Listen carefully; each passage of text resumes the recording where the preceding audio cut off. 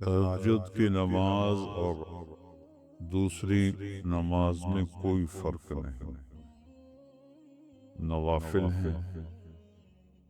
تہجد کو اللہ تعالیٰ نے بہت پسند فرمایا، اس کی بہت ترغیب دی، فرض نہیں کیا۔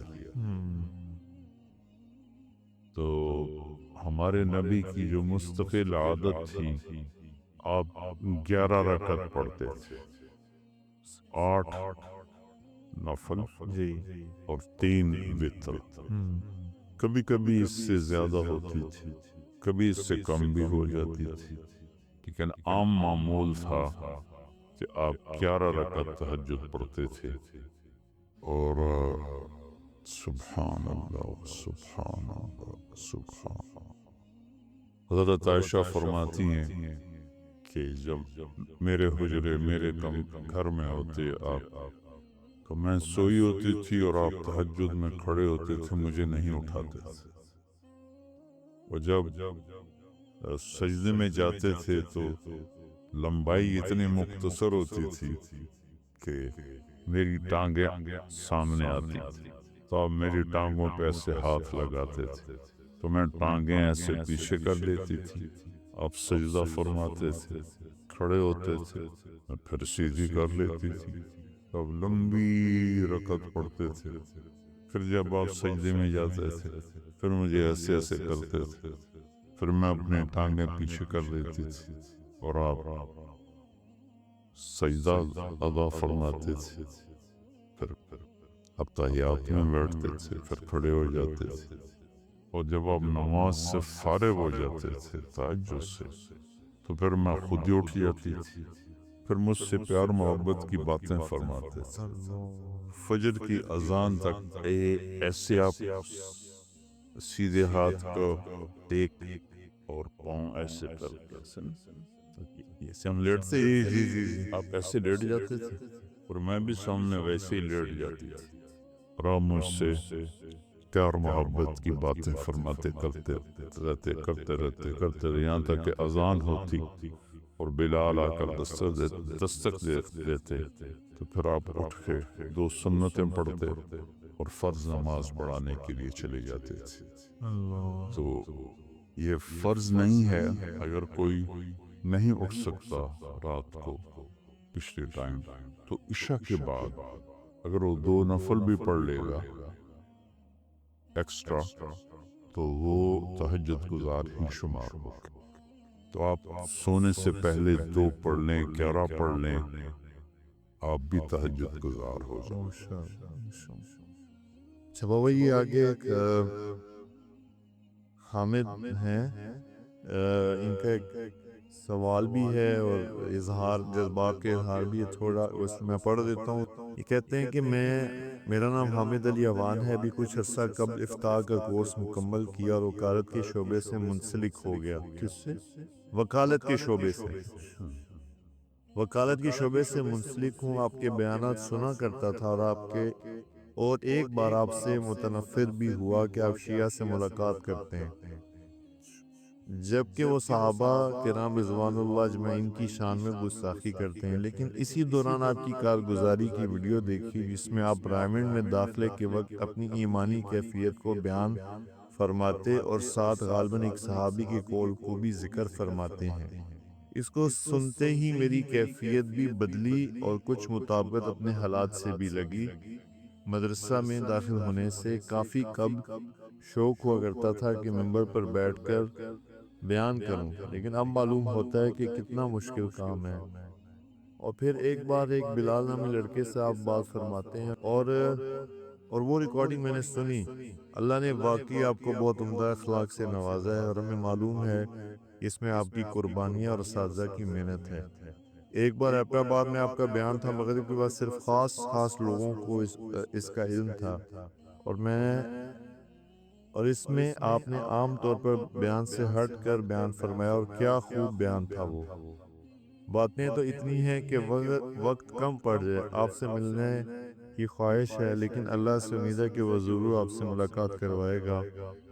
آپ بیانات میں منع بھی فرماتے ہیں کہ مصافحہ لینے نہ آئیں، مشکل ہوتی ہے، اتنے مجمع سے مصافحہ کرنا تو میں نے اس طرح کبھی آپ سے مصافحہ نہیں کیا۔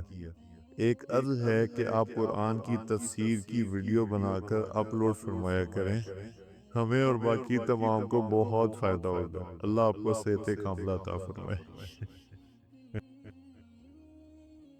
بہت بہت شکریہ بیٹا، آپ کے جذبات سے کو سن کر مجھے بھی بہت حوصلہ ہوا، ماشاء اللہ۔ اور اللہ مجھے ہمیشہ توفیق دیتا رہے۔ آمین۔ ہمیں کسی سے نفرت کا حکم نہیں ہے، فیصلے میرے اللہ نے کرنے ہیں، میرے نبی نے سب کو قریب کیا، بے شک۔ حتیٰ کہ منافقین کو بھی اپنے سے جدا نہیں فرمایا۔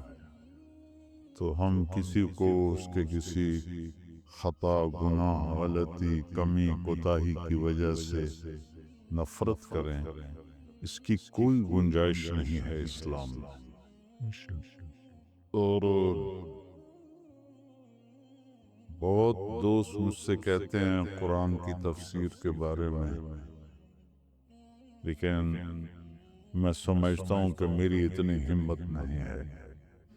جو کچھ اللہ تعالیٰ مجھے سمجھاتا ہے میں بیانوں میں کہہ دیتا ہوں، اشکوں سے جو پایا ہے وہ بیانوں میں سنایا ہے، پھر بھی سنا ہے کہ زمانے کو گلا ہے۔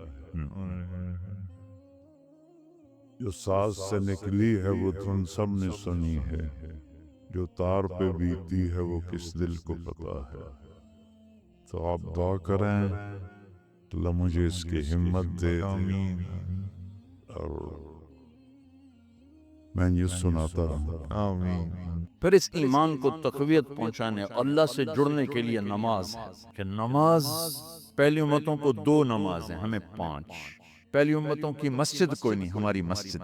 پہلی امتوں کی اذان کوئی نہیں، ہمیں اذان ملی۔ اور اذان اتنا بڑا عمل بنا دیا میرے نبی نے کہ آپ نے فرمایا کہ اذان دینے والا قیامت کے دن سب سے اونچے مقام پر کھڑا ہوگا۔ حضرت علی فرمایا کرتے تھے کاش میں اللہ کے نبی سے حسن حسین کے لیے مسجد نبوی کی اذان مانگ لیتا، یہ حضرت علی فرمایا کرتے تھے۔ اور جنگ قادسیہ میں مؤذن زخمی ہو گیا تو اذان دینے کے شوق میں سردار آپس میں الجھ گئے، کہتا میں دوں گا، کہتا میں دوں گا۔ پھر قرہ اندازی ہوئی، جس کا نام نکلا اس نے اذان دی۔ حضرت عمر فرمایا کرتے تھے اگر میں امیر المومنین نہ ہوتا، اگر میں خلیفہ وقت نہ ہوتا تو میں مسجد نبوی کا مؤذن بننا پسند کرتا۔ کسی کو اذان نہیں ملی، ہمیں اذان۔ پہلا مؤذن بلال بنا، پہلے مؤذن اللہ نے بلال کو یہ عزت عطا فرمائی۔ دنیا میں یہ ہے اور آخرت میں یہ ہے کہ میرے نبی نے فرمایا کہ جب جنت میں جانے کا وقت آئے گا نا تو جنت کی میرے لیے سواری لائی جائے گی، میں اس سواری پہ بیٹھوں گا تو اس کی جو وہ رسی ہوگی نا وہ ایسے نیچے گر جائے گی، نیچے گرے گی۔ اس رسی کے یعنی اس کی جو لگام ہوتی ہے نا وہ نیچے گرنے کا مطلب ہے یہ ایسے نیچے گر گئی۔ اب نیچے گرنے کا مطلب ہے کہ اس کی ڈرائیونگ میرے نبی نے نہیں کرنی، کوئی آنے والا ہے، کوئی ڈرائیور آنے والا ہے جو رسی پکڑ کے چلے گا، کوئی کوچبان آنے والا ہے جو اس کو پکڑ کے چلے گا۔ رسی کا گرنا ایک انڈیکیشن ہے کہ کوئی نصیب والا اب آئے گا۔ جب آپ کی سواری کھڑی ہوگی، رسی نیچے ہے تو اب سب کی گردن ایسے ہوں گی، کون سب قیاس کر دے کون کون کون۔ اللہ کی طرف سے اعلان ہوگا بلال کو بلایا جائے، بلال بلال۔ تو بلال آپ کی سواری کی لگام پکڑیں گے اور آپ نے فرمایا کہ سب سے پہلے میں جنت میں جاؤں گا اور بلال میرے ساتھ ہوگا، میری سواری کی لگام پکڑے ہو جائے گا۔ تو ہمیں اذان ملی، کسی امت کو اذان نہیں ملی۔ ہمیں 5 نمازیں ملی، کسی امت کو نمازیں نہیں۔ 2 نمازیں، ایک فجر کی 2 رکعت، عصر کی 2 رکعت۔ باجماعت نہیں، ان کو اپنی کتاب یاد نہیں، ہمیں قرآن یاد ہے۔ میرے مدرسے میں ایک بچہ اب ماشاءاللہ امریکہ میں وہ پڑھا رہا ہے، اس نے 30 دن میں قرآن یاد کیا۔ صبح یاد کرتا تھا، شام کو تراویح میں سناتا تھا۔ میرے مدرسے کا بچہ صبح بیٹھ کے مغرب تک پورا سپارہ یاد کر کے اور عشاء کو تراویح میں سنا دیتا تھا۔ اللہ نے میں ایسا قرآن دے دیا کہ 1 مہینے میں بھی یاد ہو جاتا ہے۔ 3 دن میں بھی ایک بزرگ نے یاد کیا، 3 دن میں قرآن یاد کیا۔ اللہ نے ہمیں قرآن کی دولت عطا فرمائی، پڑھنے کے لیے 5 نمازیں عطا فرمائی، تہجد کی نماز عطا فرمائی، اوابین کی نماز دی، اشراق کی نماز دی، چاشت کی نماز دی۔ نماز کے کتنے دروازے کھول دی۔ اور میرے نبی کی آخری نصیحت تھی میری امت نماز نہ چھوڑنا۔ نماز نہ چھوڑنا، نماز نہ چھوڑ۔ اور اس 14 صدی میں کوئی موقع ہے نماز چھوڑنے کا تو وہ میرے نبی کے نواسے کی کربلا کا ہے کہ جب ظلم بھی انتہا پر تھا اور مظلوم بھی اپنی آخری حدوں پر تھا، اور کائنات نے نہ ایسا ظلم دیکھا، نہ ایسے مظلوم دیکھے، نہ ایسی پاکیزہ ہستیاں دیکھی، نہ ایسے درندے دیکھے۔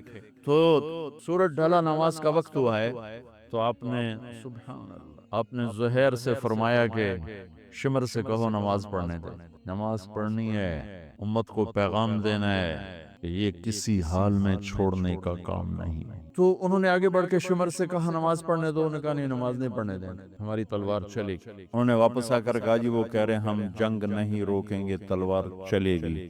تو پھر یہ نہیں فرمایا اچھا چلو ٹھیک سے لیو، فرمایا اچھا آدھے نماز پڑھو آدھے جنگ کرو۔ آدھوں نے نماز پڑھی، آدھوں نے جنگ کی۔ پھر انہوں نے جنگ کی اور پہلوں نے نماز پڑھی، اور عصر سے پہلے سب کے سر کٹ کے نیزوں پہ چڑھ گئے۔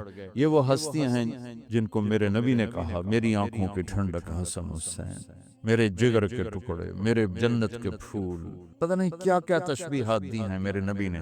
اور جنت کے نوجوانوں کے سردار حسن اور حسین، اور پھر نماز نہیں چھوڑی۔ ان کو جنت کی بشارت تو ماں کے دودھ پیتے مل گئی تھی، کربلا کی وجہ سے نہیں ملی سرداری ان کو، وہ تو ان کے سر کا صحرا ہے الگ۔ ان کو سرداری جنت کے ملی ماں کا دودھ پیتے ہوئے کہ جنت کے نوجوانوں کے سردار ہیں حسن اور حسین، نماز نہیں چھوڑی۔ میرے عزیزو نماز نہ چھوڑ۔ اللہ کا شکر ہے، میں آپ بچوں کو دیکھ کے مجھے اپنا کالج کا دور یاد آ رہا ہے۔ ہمارے دور میں ایک نعیم الدین صاحب گورنمنٹ کالج لاہور میں تبلیغ کا کام کرتے تھے، اور وہ اکیلے ہی نماز پڑھتے تھے، کوئی نمازی نہیں ہوتا تھا، اور کسی لڑکے کی داڑھی نہیں تھی، کسی لڑکے سوا سے ایک نعیم الدین کی۔ اب ہر کالج میں جائے داڑھیوں والے بچے نظر آتے ہیں، ٹوپیوں والے بچے نظر آتے ہیں، کوئی لڑکی کے سر پہ دوپٹہ نہیں ہوتا تھا، کوئی ایجوکیشن تھی۔ اب لمز جیسی یونیورسٹی میں بھی لڑکیاں پورے برقعے میں ہوتی ہیں، حجاب میں ہوتی ہیں، نقاب میں ہوتی ہیں۔ جہاں برائی کا گراف اوپر گیا تو نیکی کا بھی اوپر گیا، جہاں برائی کا لیول اگر بڑھا ہے تو نیکی کا لیول بھی بڑھا ہے۔ اتنا بڑا میری نسل کا مجمع اللہ کی بات سن رہا ہے، یہ اس دور میں کوئی تصور نہیں کر سکتا تھا۔ پھر مجھے کربلا یاد آ گیا کہ یہی مہینہ تھا، 10 محرم تھی اور جمعے کا دن تھا، اور نماز کا وقت داخل ہوا تو امام علی مقام نے اپنے لشکر کے سردار زہیر سے فرمایا ان سے کہو جنگ بند کریں یا تھوڑی دیر کے لیے رک جائیں، میں نماز پڑھ لوں، ہمیں نماز پڑھنے دیں۔ تو زہیر نے گھوڑا آگے بڑھا کر کہا شمر سے تھوڑی مہلت دو، ہم نماز پڑھ لیں، پر تم نے جو مرضی کرنا ہے کرنا ہے، نماز تو پڑھنے دو۔ شمر نے کہا ہم نماز نہیں پڑھنے دیں گے۔ ایک اور کوفی کھڑا تھا، اس کا نام حسین بن نمیر، مگر تمہاری نماز ہوتی ہی نہیں۔ انہوں نے کہا لعنت ہے تم پر، جس گھر کی طفیل نماز ملی ان کی نہیں ہوتی۔ تو انہوں نے واپس آ کر عرض کی حضور وہ نماز پڑھنے کے لیے جنگ نہیں روکیں گے۔ کہا اچھا پھر ہم نماز تو نہیں چھوڑ سکتے۔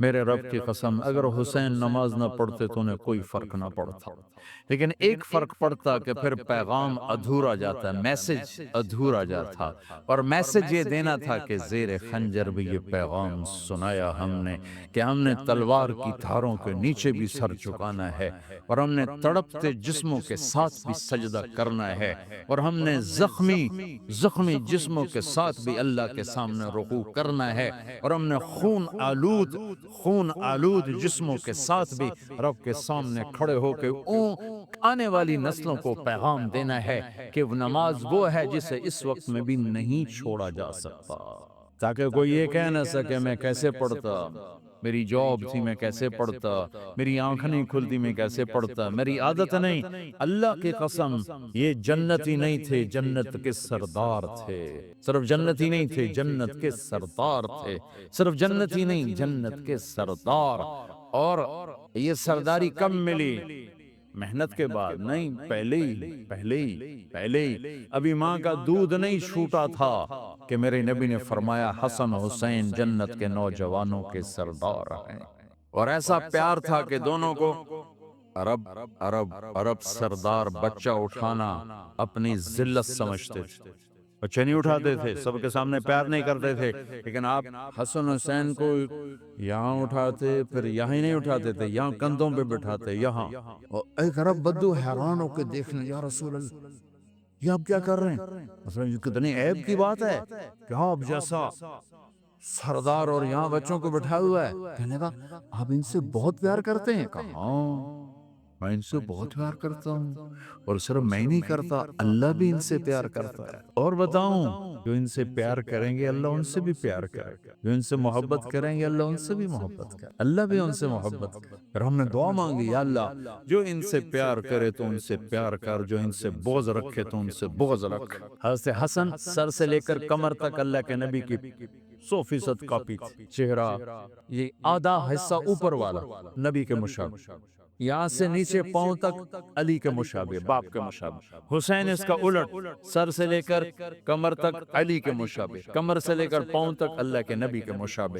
اس مشابہت پر ہمارے نبی کہا کرتے تھے حسن میرا بیٹا ہے، حسین علی کا بیٹا ہے. ہائے ہائے کیا کیا لاڈ لڈائے اور کیا لوگوں نے کر دیا کے ساتھ. نماز جیسے عظیم عمل میں، نماز جیسے آپ رکوع میں ہوتے تو حسن آ کر نہ پاؤں میں گھس جاتے تھے، یہاں سے نکلتے ادھر، یہاں سے نکلتے یوں. سجدے میں جاتے تو کمر پہ بیٹھ جاتے تھے. فرض نماز کا سجدہ، تو ایک دفعہ پہلی دفعہ جب یہ قصہ ہوا تو آپ نے سجدہ لمبا کر دیا، بچے کے اتارا نہیں، اٹھے نہیں، سجدہ لمبا کر دیا. پچھلے پریشان ہو گئے کہ اتنا لمبا سجدہ کہیں آپ فوت تو نہیں ہو گئے. تو جو پہلی صف میں تھے نا انہوں نے یوں کر کے دیکھا، چکر کی وہ دیکھا تو حسن کمر پہ چڑھے ہوئے. تو قریب ایک آدمی نے آگے ہاتھ بڑھا کے کھینچنا چاہا، تو آپ نے یہاں سے دیکھا ہاتھ آ رہا ہے، تو آپ نے اپنے ہاتھ سے یوں اشارہ، نماز میں ہی اشارہ کیا، میرے بچوں کو نہ چھوڑو. جب حسن خود اترے پھر آپ سجدے سے اٹھے. کبھی حسین چڑھ جاتے تھے، کبھی حسن چڑھ، دونوں ہی چڑھتے تھے. یہ اس طرح حسن کے بعد کبھی یہ کبھی وہ، کبھی یہ کبھی وہ. اور آپ حسن کو جب چھوٹے تھے زیادہ حسن، تو آپ حسن کو یوں زبان دکھاتے، اتنا بڑا عظیم نبی کیا ہو رہا ہے. تو وہ زبان، آپ کی زبان بڑی سرخ خوبصورت، تو وہ بچہ سمجھتا شاید یہ کوئی کھانے کی چیز، تو آگے یوں ہاتھ مارتے، پکڑنے کے لیے ہاتھ مارتے، پھر وہ بیٹھ جاتے. پھر آپ کہتے ہیں یہ میرا نبی گھر کی زندگی بتا رہا ہے. اور تمہیں تو بچوں کے پاس بیٹھنے کا وقت ہی کوئی نہیں، بیگم بھی کم، جاب پہ جا رہی، خامد بھی جاب پہ جا رہا، پیچھے بچے ڈرگ بیچنے پہ لگے. اب تم کس کام کے ہو؟ کیا کرو گے اس دولت کو؟ یہ نہیں ڈرگ بیچو، گستاخ ہو گیا، بدتمیز ہو گیا، تو اس دن دولت کو آگ لگا دو جا کے. آپ اپنے بچوں کو ٹائم دو، اپنے بچوں کو ٹائم دو. عورت کا کام کمانا نہیں ہے، عورت کا کام نسل کو بنانا ہے. قناعت سیکھو، قناعت تو آسانی سے مینج ہو جائے گا. قناعت نہیں تو پھر تو دنیا کے بادشاہ کی بھی حوث پوری نہیں ہو سکتی. کھیلتے تھے، حسن حسین کی کشتی کراتے تھے، دونوں بھائیوں کی کشتی کراتے. ایک دفعہ دونوں کی کشتی ہو رہی اور حسین ذرا کمزور پڑ رہے تھے، تو آپ اس کو شاباش دیتے، شاباش شاباش شاباش. تو حضرت فاطمہ کہنے لگی، ماں بھی بیٹھی، کہنے لگی یا رسول اللہ آپ حسین کو شاباش دے رہے ہیں، حسن کو کیوں نہیں دے رہے؟ تو آپ نے کہا یہ جبریل میرے پاس کھڑا ہوا، یہ بھی حسین کو شاباش دے رہا ہے، تو میں بھی حسین کو شاباش دے. ایسی ہستیاں. لیکن ایک سبق ہے، یہ ہونا چاہیے تھا تاکہ امت کو پتہ چلے کہ دین کتنی قیمتی چیز. وہ جی اللہ بڑا غفور الرحیم ہے، میں نہ ہمیں ڈرایا کرو. ہاں اللہ بڑا غفور الرحیم ہے، لیکن اس کا کوئی عدل بھی ہے. رات کا شراب پینے والا اور رات کو مصلی پہ رونے والا برابر ہو جائیں گے، تو پھر یزید حسین کو ایک ہی جگہ بٹھا دو، پھر کربلاؤں کے لیے رونا چھوڑ دو. رات کو ناچنے والی، رات کو رونے والی برابر ہو جائیں گے. سود کھانے والا، حلال کھانے والا برابر ہو جائیں گے. شراب بیچنے والا اور مزدوری کرنے والا برابر ہو جائیں گے. جھوٹ بولنے والا، سچ بولنے والا برابر ہو جائے گا. افنجعل المسلمین کالمجرمین ما لکم کیف تحکمون ام لکم کتاب فیہ تدرسون. اس سے زیادہ واضح کیا بتاؤں کہ میرا رب کہتا ہے کون سی کتاب میں لکھا ہوا ہے کہ ماننے والا نہ ماننے والا برابر کر دوں گا. کون سی کتاب میں؟ اللہ کو یہ کہنا پڑ رہا ہے ام لکم کتاب فیہ تدرسون. کس کتاب میں یہ لکھا ہوا ہے؟ ام نجعل المتقین کالفجار. ایک بدماش اور ایک فرمانبردار کو برابر کر دوں؟ کہاں لکھا ہوا ہے؟ ایسی ہستیاں. ہائے ہائے، جنگ سے پہلے اونگ آ گئی، آنکھ کھلی تو ہنسنے لگے. بہن نے پوچھا یہ تو ہنسنے کا موقع نہیں، کیوں ہنسے ہو؟ زینب کا بہن اللہ کے نبی خواب میں آئے، فرما رہے ہیں بیٹا میں لینے آ چکا ہوں. تو اب نہ پڑھے نماز، اب کیا مسئلہ ہے؟ جنت کے لیے تو کرنا ہے سب، یہ جنت کے لیے تو کر رہے، اللہ کے لیے تو کر رہے کہ سر دادن و جان دادن نہ آئے از لذت دیدارش. خسرو چتواں گفتن سر دادن و جان دادن نہ دیدار و خیارے. اس اللہ کے لیے تو سر کٹا رہے ہیں، تو وہ تو راضی ہو چکا ہے، نبی آ چکا ہے، آؤ بیٹا میں لینے آ چکا ہوں، تو اب نہ پڑھے نماز۔ نہیں، برمنگم والوں کو کون بتائے گا کہ نماز کیسی چیز ہے؟ انہوں نے کہا جی وہ نہیں جنگ روک کرے گا، پھر چلو نماز پڑھو، نماز تو نہیں چھوڑی جا سکتی، آدھوں کو روک دیا تم جنگ کرو، آدھوں سے کہا تم نماز پڑھو، آدھوں نے نماز پڑھی، آدھوں نے جنگ کی، پھر جنہوں نے نماز پڑھی انہوں نے کہا تم آگے بڑھ جاؤ، ان سے کہا تم جا کے پیچھے اللہ کے بارگاہ میں سجدہ کرو۔ 1400 سال کی تاریخ میں ایسے نمازی میری نظروں سے نہیں گزرے، پر ایسی نماز نہیں پڑھی گئی نبی کے زمانے کے بعد۔ آپ نے بھی صلاۃ خوف ایک پڑھی تو، اور نبی تو نبی ہوتا ہے۔ اب کیا ان کا حال تھا، خون و خون، اپنے خون سے وضو کیے یا کربلا کی مٹی سے تیمم کیے؟ جب سجدوں میں سر رکھ کے سبحان ربی العالی کہا ہوگا تو دھرتی میں کیا ہلچل مچی ہوگی۔ نماز نہ چھوڑا، نماز نہ چھوڑنا، کوئی عورت نہ کوئی مرد نماز نہ چھوٹے۔ اللہ نے ایسے باہیں پھیلا دی اپنی رحمت۔ یا عباد، تقوی والے نہیں کہا، روزے والے نہیں کہا، پردے والی عورتوں کو نہیں کہا، حلال کمانے والے، تہجد پڑھنے والے، علم پڑھنے والے۔ کچھ لوگ ہیں جن کے بارے میں اللہ کہتا خلطوا عملا صالحا وآخر سیئا، میرے کچھ بندے ایسے ہیں کبھی نیکی بھی کر لیتے ہیں کبھی گناہ بھی کر لیتے ہیں۔ یہ اللہ تعالیٰ قرآن میں خود بتا رہا ہے کہ میرے کچھ بندے ایسے ہیں، کبھی بڑے نمازی بن جاتے ہیں، کبھی مسجد کا راستہ ہی بھول جاتے ہیں، اور کچھ بندے ایسے ہیں جنہوں نے جب سے آنکھ کھولی ہے اس دن سے لے کر آج تک ایک کام اللہ کو راضی کرنے والا نہیں کیا۔ ایسوں سے بھی دنیا بھری پڑی، اور ایک بہت بڑا دنیا کا طبقہ ہے جو اللہ کو جانتا ہی نہیں ہے، جانتا ہے تو غلط طریقے سے جانتا ہے، اور ایک بہت بڑا طبقہ ہے جو اللہ کو مانتا ہی نہیں کہ ہے ہی کوئی نہیں، ایتھیسٹ ہوں میں ایتھیسٹ ہوں۔ تو میرے بھائیو، میں اللہ کی قسم کھا کے کہہ رہا ہوں، کس محبت سے اللہ نے ان لوگوں کو پکارا ہے، کاش میں آپ کو اس کی وضاحت کر سکوں۔ یا عبادی الذین اسرفوا علی انفسہم، مجھے اپنے بیٹے پر بھی غصہ آتا ہے تو میں کہتا نکل جا، تو میری اولاد ہی نہیں ہے۔ میں دین سیکھنے جانا چاہتا تھا، میرے والد رحمۃ اللہ علیہ مجھے ڈاکٹر بنانا چاہتے تھے، میں اس سے بہتر راستہ اختیار کر رہا تھا، لیکن میرے باپ کی مرضی نہیں تھی، تو انہوں نے مجھے فرمایا کہ تم مولوی بننا ہے تو میرے گھر چوں نکل جا۔ میرے کانوں میں وہ الفاظ آج بھی گونج رہے ہیں۔ وہ میرے خالق نہیں تھے، میرے والد تھے، خالق تو میرا اللہ ہے، اور میں اللہ کی فرمان برداری کا ایک کام نہیں کرتا ہوں، اللہ کی فرمان برداری کا ایک کام نہیں کرتی مرد عورت، ٹھیک؟ تو اللہ کو غصہ اس حساب سے آنا چاہیے کہ بدبختو، بے غیرتو، شرم نہیں آتی تنوں ڈوب کے مر جاؤ۔ میں قربان جاؤں، اللہ کہتا ہے یا عبادی، او میرے بندے۔ یہ پتہ کن کو کہہ رہا ہے؟ جو تبلیغ کرتے ہیں، جو علم پڑھتے ہیں، جو یہ بچے کی طرح مصلی پہ نماز پڑھاتے ہیں، جو میری طرح ممبر پہ بیٹھ کے دین بیان کرتے ہیں، جو راتوں کو اٹھ کے تہجد پڑھتے ہیں۔ میرے بندو، اب نے دیکھا وہ شہد ایک دھار بناتا ہے، ٹپکتا ہوا نیچے آتا ہے نا، اللہ کی قسم اس آیت سے اللہ کی محبت کا شہد یوں نکلتا نظر آتا۔ یا عبادی، اللہ کو کہنا تھا اوے نافرمانو، کہنا یہ چاہیے تھا جو آگے لفظ میں بتاؤں گا نا، پھر آپ کو خود بخود میری بات واضح ہو جائے گی۔ اے نافرمانو، بے غیرتو، میرا اللہ کہہ رہا ہے یا عباد، میرے بندہ، یا عبادی، یہ بھی ایک لہجہ ہے نا، یا عبادی۔ او بھائی گل سنو، ایک لہجہ بھائی، سب حضرات توجہ فرمائیں، کتنا فرق پڑ گیا ہے۔ پہلے لہجے میں بدتمیزی تھی، دوسرے لہجے میں آپ سب کا احترام تھا۔ میرا رب تو بے نیاز ہے، اس سے ہماری کیا ضرورت ہے؟ سارے آسمان سجدے سے بھرے پڑے ہیں، فرشتے مکدے ہی نہیں۔ پھر وہ ہمیں یا ایھا الناس نہیں کہتا، اوے لوگو، یا ایھا الناس، اوے لوگو، یا عبادی، او میرے بندو، میرے۔ یا عبادی سے یوں لگتا ہے جیسے اللہ آگے بڑے رابعہ بصری جیسی عورتیں اور جنید بغدادی جیسے مردوں سے اللہ بات کرنے لگا ہے۔ 3 لفظ ہیں، اسرفو علی انفسہم، وہ بندے جنہوں نے جب سے آنکھ کھولی ہے ایک دفعہ بھی مجھے خوش کرنے کا کام نہیں کیا، آ جاؤ تم بھی میرے۔ اللہ نے ایسے بائیں پھیلا دی اپنی رحمت۔ یا عباد، تقوی والے نہیں کہا، روزے والے نہیں کہا، پردے والی عورتوں کو نہیں کہا، حلال کمانے والے، تہجد پڑھنے والے، علم پڑھنے والے۔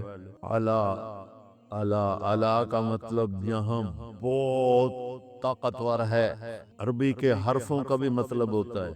اعلیٰ کا یہاں مطلب ہے اپنے اس ممبر کو کور کیے ہوئے کپڑے کے ساتھ کہیں سے نظر آ رہا ہے؟ بولو کہیں سے نظر آ رہا ہے؟ اس کو اعلیٰ کہتے ہیں۔ اللہ کیا کہہ رہا ہے کہ جنہوں نے اتنے گناہ کیے ہیں کہ ان کا جسم گناہوں میں ڈوب گیا ہے، وہ نظر ہی نہیں آتا، صرف اوپر گناہ ہی گناہ نظر آ رہا ہے، نافرمانیاں نظر آ رہی ہیں، ان کا اپنا وجود اس میں نظر ہی نہیں آ رہا۔ اللہ کہہ رہا ہے یا عبادی، اور تسی بھی میرے ہی ہو، آ جاؤ آ جاؤ۔ بتاؤ ایسے مہربان رب سے بغاوت کرنا ہے کوئی غیرت کی بات؟ چند روزہ زندگی کے پیچھے، چند ٹکوں کے پیچھے، چند پیسوں کے پیچھے، یا عبادی یا عبادی۔ ایک اور حدیث آپ کی برکت سے یاد آئی بڑے زمانے کے بعد، اور وہ بھی یاد آ گئی، بیچ والا سناؤں گا بعد میں۔ اے داؤد، اے داؤد، لو یعلمون المدبرون عنی، داؤد علیہ السلام، اگر ان میرے نافرمانوں کو پتہ چل جائے نا میں ان سے کتنا پیار کرتا ہوں، ان کے کلیجے پھٹ جائیں۔ اگر ان نافرمانوں کو پتہ چل جائے کہ میں ان سے کتنا پیار کرتا ہوں، ان کے کلیجے پھٹ جائیں۔ داؤد جب نافرمانوں سے اتنا پیار کرتا ہوں تو فرمان برداروں سے کتنا کرتا۔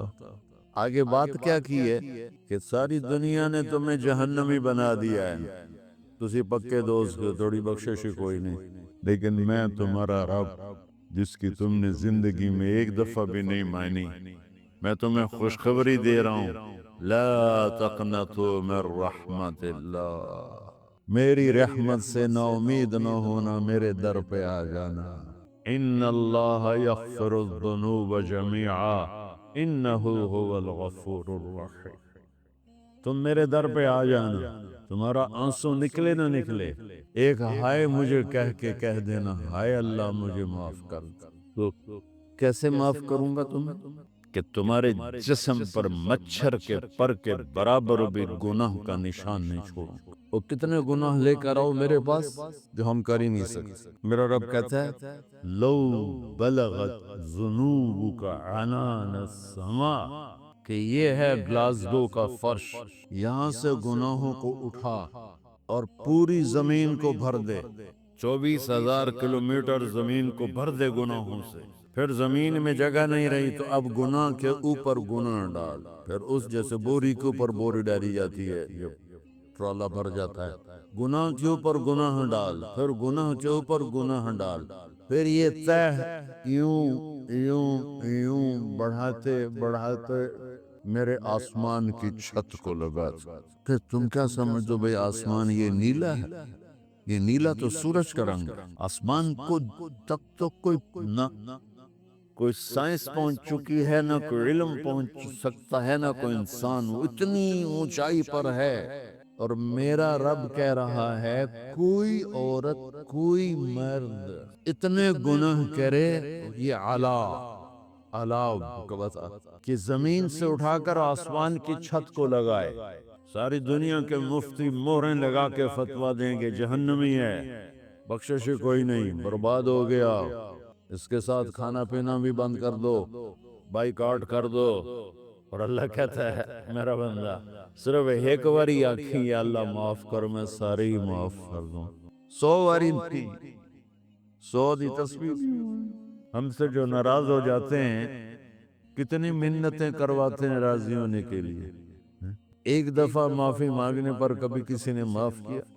نہ ماں معاف کرتی ہے، نہ باپ، نہ بیوی، نہ خاوند، نہ بھائی، نہ دوست، اور باتیں بھی چھوٹی چھوٹی ہوتی ہیں۔ اور میرا اللہ کہہ رہا ہے یہاں سے لے کر آسمان کی چھت تک تیرے گناہ ہوں، اور تو صرف آدھی زبان سے کہہ دے یا اللہ معاف کر۔